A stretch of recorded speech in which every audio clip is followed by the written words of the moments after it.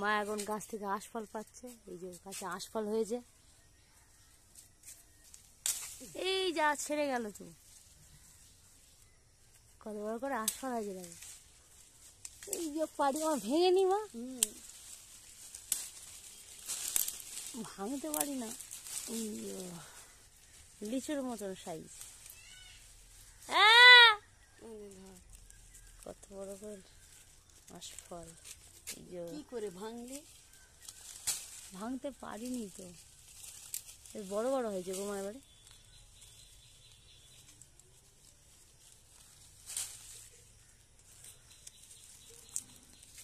লিচু আর মিষ্টিও আছে, প্রচুর প্রচুর মিষ্টি এবারে আছে। আর একটা ডালে মাথাটা হেভি বড় বড় হয়েছে, এই দেখো। টানো টানো, ভেঙে যায়, যাকে ভেঙে যাক, টানো। হেই মারি,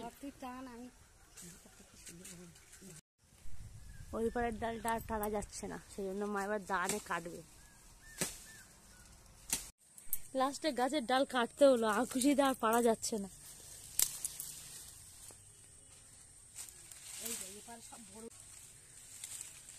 পুরো রসগোল্লার মতন সাইজ হয়ে যায় একটা।